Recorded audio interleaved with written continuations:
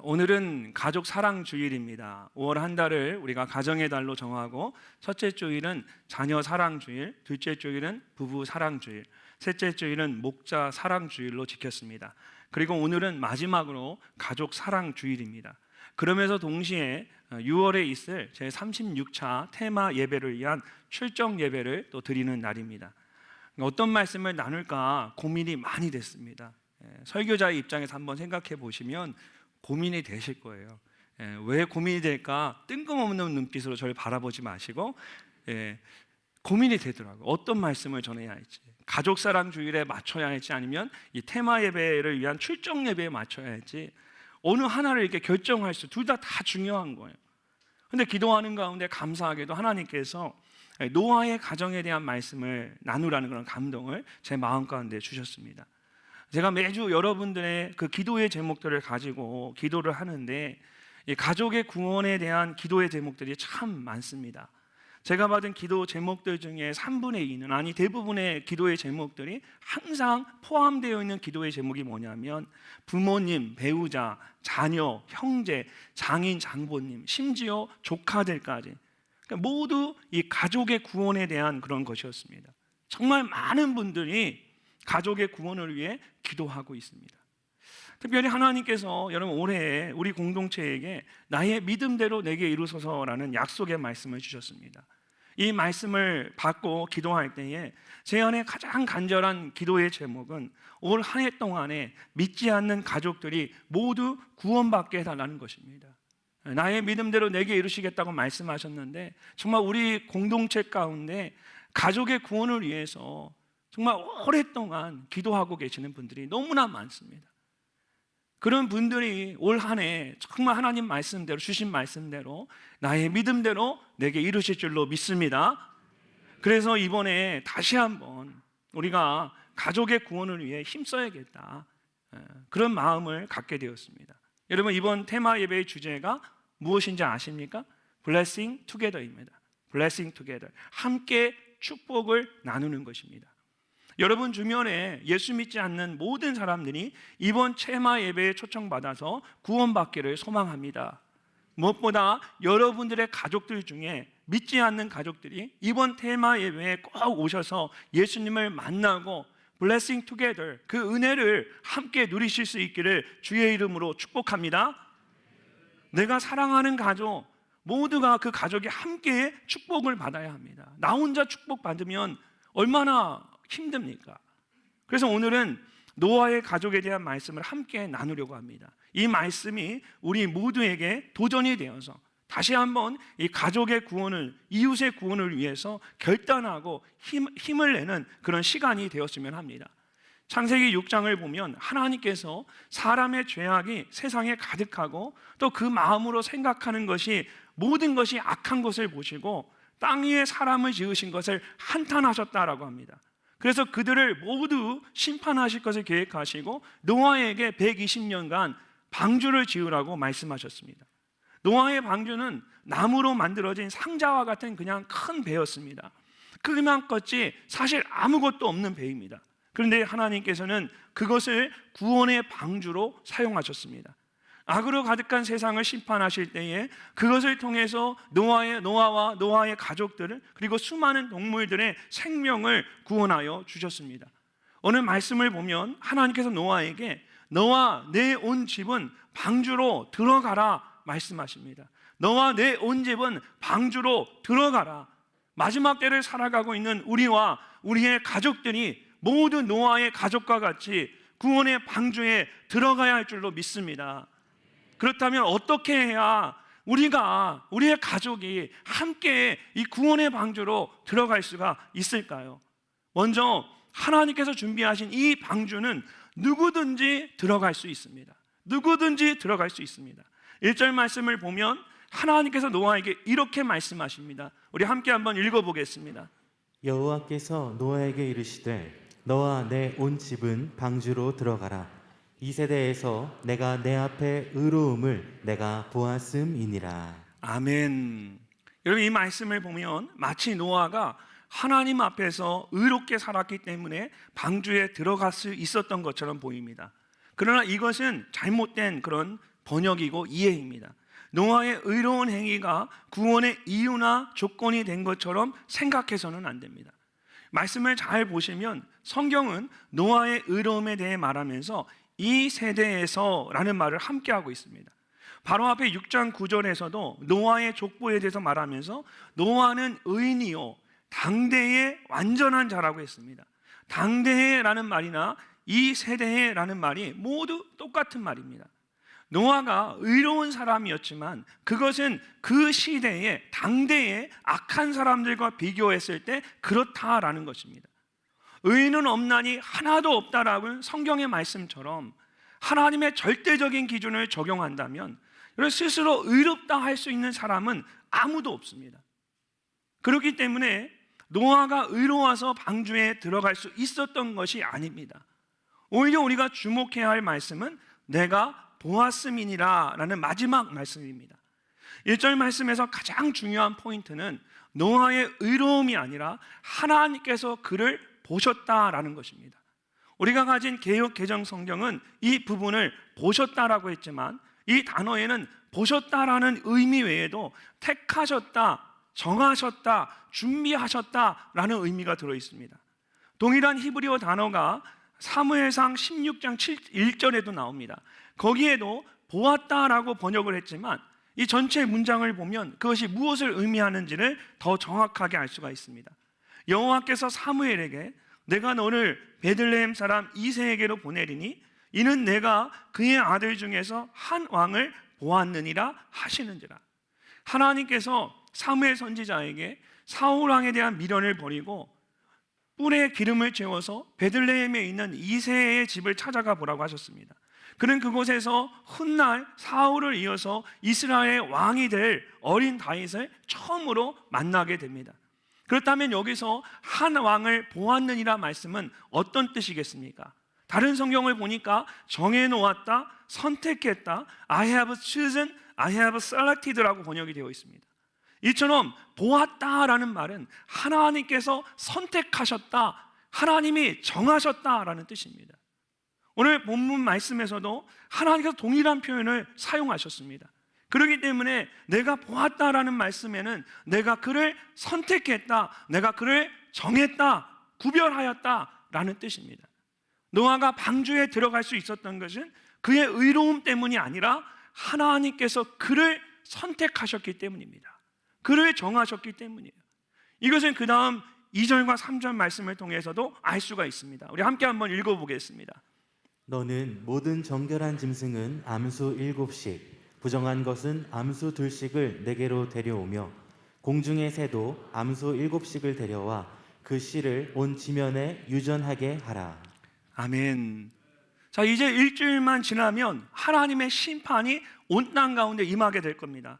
하나님께서 노아에게 정결한 짐승 7쌍과 부정한 짐승 2쌍씩을 방주에 태우라고 말씀하셨습니다. 근데 조금 이상한 부분이 있습니다. 하나님이 처음 노아에게 물로 심판하신다, 방주를 지으라고 말씀하셨을 때 그 말씀과 지금 이 마지막에 하시는 이 말씀이 서로 다릅니다. 6장 19절 말씀을 보면 각기 암수 한 쌍씩이라고 말씀하셨는데, 자, 오늘 말씀에서는 정결한 짐승과 부정한 짐승이라고 말씀하셨습니다. 그것도 각각 7쌍과 2쌍을 태우라고 말씀하셨습니다. 사실 이 몇 쌍씩이냐라는 건 그렇게 중요하지 않습니다. 처음에는 시간이 많이 남아있기 때문에 그냥 암수 한 쌍씩이라고 일반적으로 개념을 강조하기 위해서 한 쌍씩 그 말씀하신 겁니다. 그리고 이제 마지막 방주에 태울 때는 좀 더 구체적으로 한 쌍씩 쌍을 태우는데 7쌍씩, 2쌍씩 태우라고 말씀하신 것 뿐입니다. 중요한 것은 정결한 짐승과 부정한 짐승을 구분했다라는 것입니다. 처음에는 모든 짐승이라고 했었는데 이 마지막에 가서는 정결한 짐승과 부정한 짐승으로 구분해서 말씀하셨습니다. 왜 그랬을까요? 왜 하나님은 갑자기 모든 짐승을 마지막에 가서 정결한 것과 부정한 것으로 굳이 나누셨을까요? 그리고 정결한 짐승은 이해가 되는데 여러분 왜 부정한 짐승까지 방주에 태우라고 하셨을까요? 가장 쉬운 설명은 제사에 쓰일 정결한 짐승과 부정한 짐승을 나누었다라는 것입니다. 홍수가 끝나면 노아가 나와서 제일 먼저 제단을 쌓고 제물을 드리는데 하나님이 그 일을 위해서 정결한 것과 부정한 짐승을 나누었다. 그러나 이러한 구분은요, 출애굽기 이후에 레위기 11장에 가서 제사에 대한 규례와 법도를 설명할 때 처음 나오게 됩니다. 그러니까 노아의 시대에는 아직 정결한 것과 부정한 것에 대한 구분이 없었다라는 겁니다. 그리고 무엇보다 우리가 가진 성경에는 부정한 것이라고 번역을 했지만 사실 히브리어로 쓰여진 원어 성경에는 이 문장 속에 부정하다라는 말이 들어있지 않습니다. 그런 히브리어 단어가 없습니다. 정결하다라는 뜻을 가진 그 히브리어 단어만 사실은 2번 반복해서 나옵니다. 대신 두 번째 나오는 정결하다라는 단어에 아니다라는 no라는 not이라는 부정사를 붙였습니다. 그래서 원래 히브리어 성경에 있는 말씀을 그냥 문자 그대로 번역을 하면 정결한 것과 부정한 것이 아니라 정결한 것과 정결하지 않은 것입니다. 여기에 무슨 차이가 있을까요? 여러분, 정결하지 않다라는 것이 무조건 100% 부정하다라는 뜻일까요? 그렇지 않습니다. 단지 정결함이 부족한 거일 수도 있어요. 조금 덜 정결한 거예요. 흠없는 정결한 것과 비교했을 때에 조금 덜 정결한 것뿐입니다. 그렇다고 해서 그것을 가지고 부정하다라고 단정적으로 말할 수는 없다라는 거예요. 오히려 당시에 정결함과 부정함에 대한 개념이 없었고 부정하다라는 표현을 사용하지 않았다는 것을 생각해 보면 정결한 것과 정결함이 부족한 것으로 해석하는 것이 훨씬 더 정확한 번역입니다. 또한 문맥상으로도 맞다라고 할 수 있어요. 사실 노아도 흠이 없는 정결한 사람은 아니었습니다. 어떤 사람도 하나님 앞에서 스스로 정결하다라고 말할 수는 없습니다. 만약 정결한 것만 방주에 들어갈 수 있었다면 노아도 그의 가족도 어느 누구도 방주에 들어갈 수 없었을 것입니다. 하나님은 정결한 것뿐만 아니라 조금 부족한 것도 방주에 들어갈 수 있도록 은혜를 주셨기 때문에 노아와 그의 가족도 방주에 들어갈 수 있었던 것입니다. 우리도 마찬가지입니다. 스스로 정결하다고 말할 수 있는 사람은 아무도 없습니다. 아무리 노력해도 우리는 항상 부족할 수밖에 없습니다. 우리 안에 이 죄된 본성이 늘 우리를 힘들게 만듭니다. 우리를 죄악 가로 앞에까지 우리를 이끌 때가 너무나 많습니다. 그럼에도 불구하고 하나님께서 우리 모두에게 예수 그리스도의 십자가를 통해 하나님의 보좌 앞에 나아갈 수 있는 은혜를 주셨습니다. 하나님이 준비하신 그 구원의 방주는 우리의 의로움으로 들어가는 것이 아니라 내가 덜 정결하고 아직 좀 부족하지만 하나님의 은혜를 주시기 때문에 은혜로 들어가는 것입니다. 어떤 분은 내가 부족함이 많아서 또는 내가 아직 지은 죄가 많아서 그래서 예수님을 믿을 수 없다, 도저히 예수님을 내가 받아들일 수 없다 이렇게 말합니다. 내가 아직 세상적인 삶을 살고 있기 때문에 그것을 완전히 끊어버리지 못해서 내가 그거 다 끊으면, 완전히 끊으면 그때 교회 가겠다고, 내가 다 끊으면 그때는 내가 세상에 없을 때예요. 어떻게 다 끊을 수가 있습니까? 그렇게 말을 해요. 여러분, 이것은 지극히 인간적인 생각입니다. 어쩌면 사단이 자꾸 그런 식으로 우리의 마음을 유혹하는지 몰라요. 하나님은 흔없는 깨끗한 자만 부르지 않으십니다. 오히려 예수님은 병든 자, 연약한 자, 바리새인과 죄인과 그 상녀와 같은 죄인들을 부르시기 위해서 이 땅에 오셨습니다. 이처럼 구원의 문은 누구에게나 열려 있습니다. 빌리 그레이엄 목사님이 살아계실 때에 어떤 한 남자가 자신이 지은 죄 때문에 그 문제로 인해 상담을 했습니다. 그는 이렇게 말했습니다. 하나님께서는 용서하지 못할 죄가 있다면, 하나님께서 용서하지 못할 죄가 있다면 그 죄는 얼마나 큰 죄일까요? 제가 그 경계를 넘은 것 같아서 두렵습니다. 저는 지금까지 정말 여러 가지 깜찍한 일들을 저질렀고 많은 사람들의 마음을 아프게 했습니다.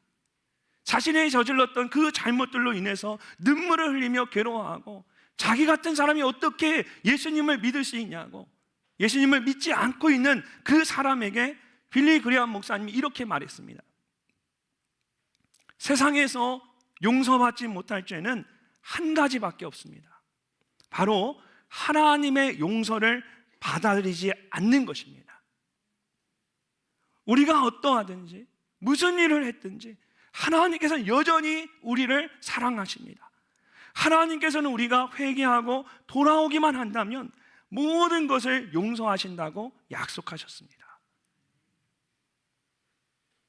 세상에 용서받지 못할 죄는 하나밖에 없어요, 여러분. 그 죄를 범해서는 안 됩니다. 요한복음 3장 16절에서 예수님은 하나님이 세상을 이처럼 사랑하사 독생자를 주셨으니 이는 그를 믿는 자마다 멸망하지 않고 영생을 얻게 하려 하심이라고 말씀하셨습니다. 그를 믿는 자마다라는 말은 영어로 whoever believes in him 이라는 말입니다. whoever, 누구든지 예수님을 믿으면 구원을 받을 수 있다라는 것입니다. 사랑하는 성도 여러분, 구원의 방주에는 정결하고 깨끗한 사람만 들어가는 것이 아닙니다. 부족하고 흠이 있어도 하나님은 모든 사람들이 방주에 들어오기를 원하십니다. 오늘 이곳에 계신 분들 중에 나는 안 돼, 나는 아직 준비가 안 돼 있어, 나는 아직 부족해, 이렇게 생각하는 분이 계시다면 절대 그렇지 않습니다. 하나님은 여러분 모두가 구원받기를 원하십니다. 혹시 여러분 곁에 이미 여러 번 복음을 전했음에도 불구하고 여전히 하나님을 거부하는 그런 사람이 있으십니까? 정말 내 속을 뒤집어 놓는 미꾸라지처럼 막 피해가고 시멘트처럼 단단하고 그래서 정말 복음을 도저히 이 사람은 아니야, 여러분 그렇게 해서 더 이상 안 되겠다라고 포기한 그런 분들이 계십니까? 하나님은 그 영혼이 구원받기를 원하십니다. 그 영혼도 구원받아야 합니다. 예수님께서 십자가에 죽으실 때에 그 옆에 못 박힌 강도가 마지막 순간에 믿고 구원받았습니다. 언제 하나님이 어떤 방법으로 그 영혼 구원할지 우리는 알지 못해요. 그래서 우리는 마지막 순간까지 그 영혼을 절대로 포기해서는 안 됩니다. 오늘 다시 한번 결단하시고 여러분 그 사람을 여러분의 VIP로 초청하십시오. 하나님께서 우리의 생각을 뛰어넘는 놀라운 구원의 은혜를 주실 줄로 믿습니다. 그렇다면 어떻게 방주에 들어가야 할까요? 하나님께서 우리 모두를 초청하셨는데 그 초청이 마침내 방주 안에 들어가는 축복이 되려면 어떻게 해야 할까요? 말씀을 보면 방주에 들어간 노아와 그의 가족들이 그리고 모든 짐승들이 동일하게 했던 한 가지가 있었습니다. 자, 5절 말씀을 함께 읽어보겠습니다. 노아가 여호와께서 자기에게 명하신 대로 다 준행하였더라. 아멘. 방주에 들어가기 위해서 여러분 노아가 했던 한 가지가 무엇입니까? 노아가 여호와께서 자기에게 무엇한 대로 명하신 대로 다 준행하였더라. 하나님이 말씀하신 대로 했습니다. 그랬더니 방주에 들어가게 되었습니다. 짐승들도 마찬가지입니다. 9절 말씀을 보십시오. 하나님이 노아에게 명하신 대로 암수 둘씩 노아에게 나와 방주로 들어갔으며 노아가 짐승들을 방주로 데려온 것이 아니었습니다. 노아 혼자 그 많은 짐승들을 어떻게 다 데려오겠습니까? 명하신 대로 짐승들도 하나님이 말씀하신 대로 했습니다. 그랬더니 방주에 들어가게 되었습니다. 마지막 16절에서도 다시 한번 명하신 대로 방주에 들어갔다라고 합니다. 하나님은 모든 사람들에게 노아와 같이 방주에 들어갈 기회를 주셨습니다. 그러나 그 모든 사람들이 방주에 들어가는 것은 아닙니다. 모두에게 기회가 주어졌지만 그 기회를 잡을 수 있는 사람은 하나님의 말씀을 듣고 말씀하신 대로 하나님 앞에 나아가는 사람입니다. 성경은 노아가 의를 전파하는 자였다라고 합니다. 노아는 120년 동안 방주를 지으면서 계속해서 하나님 보시기에 무엇이 의로운 것인지를 사람들에게 전했습니다. 그러나 사람들은 노아가 전하는 하나님의 말씀에 귀를 기울이지 않았습니다. 계속해서 죄악이 가득한 세상 속에서 악한 생각만을 하며 살았습니다. 하지만 노아는 그렇지 않았습니다. 죄악이 가득한 세상 속에서 악한 생각을 따라 살지 않고 하나님의 말씀을 따라 살았습니다. 하나님의 말씀대로 120년 동안 묵묵히 방주를 지으며 세상과 구별된 삶을 살았습니다. 13절 말씀을 보십시오. 곧 그날에 노아와 그의 아들 셈, 함, 야벳과 노아의 아내와 세 며느리가 다 방주로 들어갔고, 여러분, 방주에 들어간 노아와 그의 가족을 보십시오. 하나님이 그 가족의 이름을 하나씩 하나씩 열거하셨어요. 왜 그러실까요? 노아에게는 세 아들이 있었어요. 그리고 그에게 아내와 세 며느리가 있었다는 것. 그리고 각각 그 며느리에게 한 명의, 그 아들들에게 한 명의 아내만 있었다라고 말합니다. 너무나 당연한 것이죠. 그렇지만 그 당시에는 그렇지 않았다라는 거예요. 앞에 있는 6장 2절의 말씀을 보시면 그 당시 사람들의 모습이 이렇게 말합니다. 하나님의 아들들이, 그러니까 하나님의 백성들이에요. 사람의 딸들, 그러니까 세상의 사람들의 딸들의 아름다움을 보고 자기들이 좋아하는 모든 여자를 아내로 삼는지라. 사람들은 눈에 보이는 대로, 마음에 드는 대로 모든 여자를 아내로 삼았습니다. 그런 악한 세상 속에서도 노아와 그의 가족은 하나님이 말씀하신 대로 한 남자와 한 여자라는 가정의 질서를 지켰습니다. 죄악이 가득한 세상을 따라 살지 않고 하나님께서 말씀하신 대로 살았던 것입니다. 구원의 방주에 들어가기 위해서는 노아와 같이 죄악이 가득한 세상의 삶을 버리고 하나님의 말씀대로 살기로 결단해야 합니다. 우리는 이것을 회개라고 말합니다. 회개는 돌이키는 것입니다. 잘못된 길에서 방향을 돌려서 올바른 길로 나아가는 것입니다. 그런 회개와 결단이 있을 때에 우리는 방주 안으로 들어갈 수가 있습니다. 미국에서 신학교를 다닐 때에 가깝게 지냈던 미국 친구가 있었습니다. 로비 갈라티라는 그런 친구인데 잘생겼죠. 제가 설교학으로 굉장히 힘은 좋아 보이죠. 그렇죠? 제가 설교학으로 이제 박사과정 공부를 할 때 함께 공부했던 그런 친구입니다. 항상 밝고 열정적인 친구였어요. 아주 에너지가 넘치는 친구였어요. 지금은 테네시 내시빌에 있는 한 교회를 담임하고 있는데 미국의 대표적인 대형 교회입니다. 중요한 것은 이 교회가 굉장히 건강하다는 거예요. 이 친구는 저보다 조금 더 젊습니다. 그런데 미국 남침내 교단에서 제자 훈련으로 가장 본이 되는 그런 목회를 하고 있어요. 그리고 코로나 이후에는 기도회 운동을 일으켜서 작년 한 해만 해도 1000명의 성도가, 새로운 성도들이 그 교회에 하나님 부어주셨어요. 굉장히 뜨겁게 사역을 하고 있었어요. 근데 사실 이 친구는 젊은 시절에 친구들을 잘못 만나서 많은 방황을 했습니다. 이전의 모습이에요.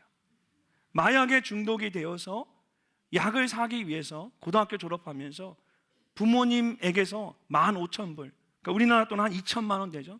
그 돈을 집에서 훔쳐서 도망쳐 나왔어요. 가출을 해서 3년 동안 뒷골목 생활을 했어요. 약에 찌든 삶을 살았던 거예요. 그러면서 함께 어울리던 친구들 중에 8명이 경찰에 붙잡혀가고 6명이 약물 중독으로 죽는 것을 직접 봤어요. 전기도 끊어지고 물도 끊어지고 수개월 동안 약에 취해서 혼자 지내다가 2002년 11월에 한 친구로부터 복음을 듣게 됩니다. 그리고 자신의 지난 날을 회개하고 예수님을 믿게 되었습니다. 얼마 지나지 않아서 당시 신학생이었던 데이비 플랜 목사님을 만나서 제자 훈련을 받게 됩니다. 그리고는 약물 중독 그 재활 기간을 2번에 걸쳐서 그 훈련을 받아서 약물로부터 자신을 끊어내고 몇 년 후에는 신학교에 입학을 해서 공부를 하고 목회자가 되었어요. 그리고 지금 저렇게 놀랍게 하나님께 쓰임받고 있어요. 그의 삶을 생각해 보면 우리의 인생에 있어서 회개와 결단이 얼마나 중요한지를 알 수가 있습니다. 사도행전 11장 18절을 보면 베드로가 이방인 고넬료의 구원에 대해 이렇게 말합니다. 하나님께서 이방인에게도 생명 얻는 회개를 주셨도다. 생명 얻는 회개를 주셨다. 진실한 회개는 우리로 하여금 생명을 얻게 합니다. 하나님의 말씀을 따라 살지 않았던 지난 날을 회개하고 이제는 하나님의 말씀대로 살기로 결단해야 합니다. 그러면 노아와 그의 가족이 하나님의 말씀대로 방주 안으로 들어갔던 것처럼 구원의 방주 안으로 들어가실 수 있습니다. 오늘 이 말씀을 듣는 분들 중에 아직 구원의 확신이 없는 분들이 있다면 오늘 생명 없는 회개를 통해 구원의 방주로 들어가실 수 있기를 바랍니다. 또한 앞으로 한 달 동안 테마 예배를 준비하면서 전도 대상자들에게 회개의 영을 부어달라고, 생명 얻는 회개의 영을 부어달라고 기도합시다. 하나님께서 작정하시면 여러분 변하지 못할 사람은 아무도 없습니다. 하나님이 만져주시면 그 인생 변화될 수 있습니다. 우리가 함께 기도할 때에 하나님께서 테마 예배 가운데 생명 얻는 회개의 영을 부어주실 줄로 믿습니다. 마지막으로 우리가 꼭 기억해야 할 것이 있습니다. 오늘 말씀을 보면 여러분 이상하게 기간에 대한 말씀이 참 많이 나옵니다. 자, 4절 말씀을 보십시오. 지금부터 7일이면 내가 40주야를 땅에 비를 내려 내가 지은 모든 생물을 지면에서 쓸어버리리라. 하나님께서 홍수가 일어나기 전에 일주일의 시간을 주시고 방주에 들어가도록 하셨습니다. 일주일 후에는 40일 동안 밤낮으로 비가 내리게 될 것입니다. 성경에서 이 40일은 고난의 시간이면서 동시에 중요한 변화의 시간을 의미합니다. 출애굽 후에 모세가 시내산에서 40일간 금식하며 하나님께 기도했습니다. 또한 이스라엘의 정탐꾼들이 가나안 땅에 들어가서 40일을 정탐했고 결국 가나안 땅에 들어가는 것을 포기했습니다. 그리고 하나님께서는 그들을 40년간 광야에서 방황하도록 하셨습니다. 선지자 요나가 니느웨 성에 가서 회개와 심판의 메시지를 전했을 때 하나님께서 그들에게 40일간 회개할 수 있는 시간을 주셨습니다. 예수님께서 공생애를 시작하기 전에 40일간 금식하셨고 부활하신 이후에는 40일간 세상에 계시면서 제자들과 함께 계셨습니다. 이처럼 40일은 뭔가 힘든 고난과 큰 변화나 전환이 일어날 것을 암시하는 특별한 시간의 개념입니다. 우리 교회에 오늘 출정 예배를 드리는데 제가 계산해 보니까 테마 예배까지 며칠 빠진 40일이에요. 거의 올모스트 40일이에요. 하나님의 놀라우신 이 영적인 의미들이 있어요.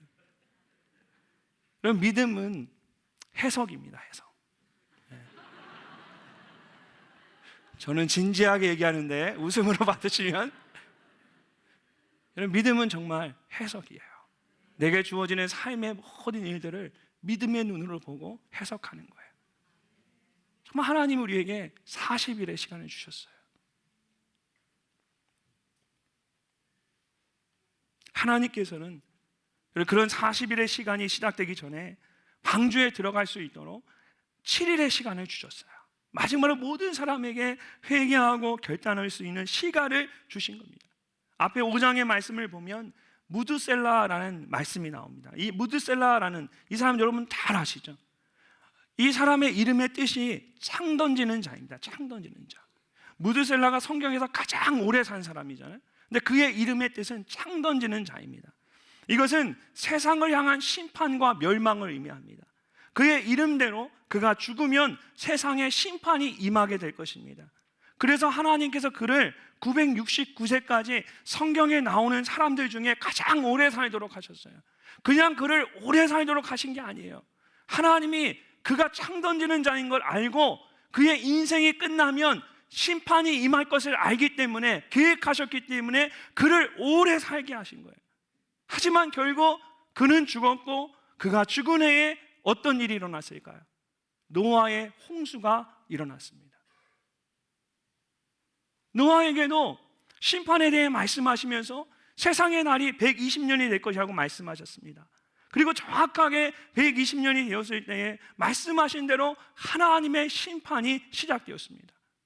이처럼 하나님께서는 무드셀라를 가장 오래 살게 하셨고 노아에게 말씀하신 대로 120년을 기다리셨습니다. 하지만 사람들은 하나님의 말씀에 귀를 기울이지 않았습니다. 방주를 다 만들고 나서도 하나님께서는 다시 일주일의 시간을 주셨습니다. 그러나 그럼에도 불구하고 사람들은 끝까지 하나님의 말씀을 듣지 않았습니다. 마태복음 24장 38절과 39절을 보면 노아의 홍수가 일어나기 직전에 사람들의 모습에 대해 이렇게 말합니다. 우리 함께 한번 읽어보겠습니다. 홍수 전에 노아가 방주에 들어가던 날까지 사람들이 먹고 마시고 장가들고 시집가고 있으면서 홍수가 나서 그들을 다 멸하기까지 깨닫지 못하였으니 인자의 임함도 이와 같으리라. 아멘. 홍수가 나서 그들을 다 멸하기까지 깨닫지 못했으니 인자의 임함도, 주님이 다시 오실 날도 이와 같다. 마지막 날은, 마지막 그 남은 날까지도 여러분, 사람들은 먹고 마시고 장가들고 시집가는 세상의 일들에 빠져서 하나님의 말씀을 듣지 않았습니다. 홍수가 나서 모두 죽게 될 때까지 그들은 아무것도 깨닫지 못했습니다. 얼마나 안타까운 일입니까? 10절 말씀을 보면 7일 후에 홍수가 땅에 덮으니 라고 말씀하고 있습니다. 하나님이 말씀하신 대로 정확히 7일 후에 비가 내리기 시작하면서 물이 온 땅을 덮었습니다. 하나님은 절대로 실현하시는 분이 아닙니다. 한번 말씀하신 것은 반드시 그대로 이루어집니다. 13절 말씀을 보면 곧 그날에 라고 합니다. 성경에서 이 말은 특별한 때의 중요성을 강조하게 사용하는 아주 특별한 표현입니다. 아브라함이 할례를 받았을 때, 이스라엘이 애굽에서 나왔을 때, 모세가 이 땅에서의 사명을 다 마치고 죽었을 때, 성경은 곧 그날에, 바로 그날에 라는 이 표현을 사용했어요. 그날은 노아와 그의 가족들이 모두 방주로 들어간 날입니다. 그리고 마지막 16절을 보면 그날은 하나님께서 직접 그들을 다 들여보내시고 방주의 문을 닫으신 날입니다. 방주에 있는 유일한 하나의 문을 하나님이 그날에 직접 닫으셨어요. 무드셀라가 살았던 969년의 시간이 끝나고 노아에게 말씀하셨던 120년과 마지막 일주일의 시간이 모두 끝나는 바로 그날을 말하는 겁니다. 하나님께서 이렇게 1000년에 가까운 오랜 시간을 기다리셨고 120년 동안 모두에게 경고하셨고 마지막 7일 동안은 방주의 문을 열고 기다리셨어요. 그러나 사람들은 하나님이 주신 1000년의 시간을 낭비하며 살았고 120년 동안의 경고도 무시했고 마지막 7일 동안도 먹고 마시며 자신의 삶을 즐겼습니다. 결국 하나님이 말씀하신 대로 세상에는 심판이 임했고 하나님의 방주의 문은 닫혔습니다. 반드시 그날이 임할 것입니다. 여러분, 하나님은 모든 사람이 구원받기를 원하십니다. 하나님의 말씀대로 회개하고 결단한다면 누구든지 구원의 방주로 들어갈 수 있습니다. 그러나 때와 기한은 하나님께서 정하십니다. 마지막 때가 되면 하나님께서 직접 방주의 문을 닫으시고 심판하실 것입니다. 그때가 되기 전에 우리가 그 방주 안에, 나와 나의 가족이 방주 안에 들어가야 합니다. 예수님께서 삭개오를 부르셨을 때에 삭개오는 자신의 잘못을 회개하고 결단했습니다. 그러자 예수님이 그에게 이렇게 말씀하셨어요. 오늘 구원이 이 집에 이르렀으니 이 사람도 아브라함의 자손임이로라. 이번 테마 예배를 통해서 여러분의 가정에 하나님의 구원이 임하시기를 간절히 소망합니다. 야복강 나루통에서 야곱이 배수의 진을 치고 하나님의 사자와 씨름했던 것처럼 방주의 문이 닫히기 전에 나의 사랑하는 부모님들, 나의 가족을 구원해달라고, 나의 형제를 구원해달라고, 나의 이웃을 구원해달라고 여러분 간절히 기도하십시오. 우리에게 허락하신 이 40일의 시간을 헛되이 보내지 마십시오. 나의 믿음대로 내게 이루시겠다고 말씀하신 하나님께서 놀라운 일을 이루실 줄로 믿습니다. 오늘 말씀을 보면 하나님께서 노아에게 너와 내 온 집은 방주로 들어가라고 말씀하셨습니다. 모든 사람이 구원을 받아야 하지만 특별히 나와 내 집이 구원을 받아야만 합니다. 가족을 위한 기도의 제목들이 많이 있지만 마지막 때에 우리가 해야 할 가장 중요한 기도는 가족의 구원입니다. 노아 한 사람이 하나님의 말씀대로 살기로 결단했을 때 그 악한 세상 속에서 노아의 자녀와 가족이 하나님의 말씀대로 살 수 있었습니다. 먼저 하나님을 만나고 구원을 받은 우리가 아직 구원받지 못한 가족에게 노아와 같이 믿음의 본을 보여야 합니다. 또한 가족의 구원을 위해서 간절히 기도해야 합니다.